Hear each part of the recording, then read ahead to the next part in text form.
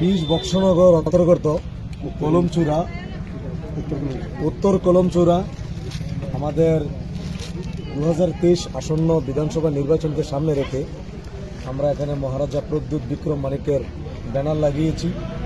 তো সেই ব্যানার এখানে কলমচূড়া, উত্তর কলমচূড়া, এখানে নিশ্চয়ই সে কলমচূড়াবাসী হবে যে এখানে এই ব্যানারকে এরকমভাবে ব্যানারকে এত বড় একটা ক্ষতি করলো, ব্যানারটাকে এটার যে একটা সৌন্দর্য এটাকে নষ্ট করে ফেললো, এটাকে এক প্রকারে বিশাল বড় একটা ছিদ্র করে দিল।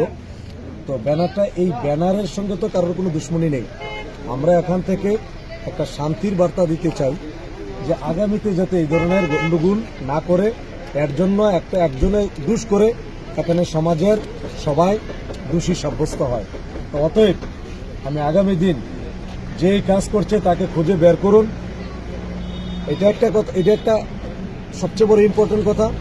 আর সেকেন্ডলি আমি বলবো যে একজনে দোষ করে 10 জনে ভোগে।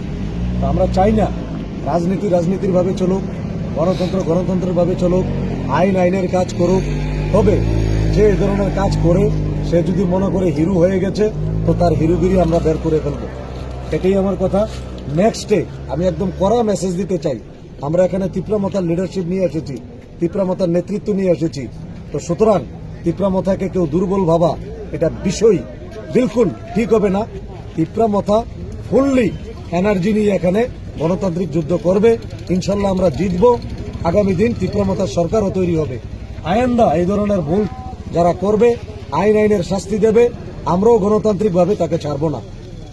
আসসালামু আলাইকুম, নমস্কার, খুলুমকা।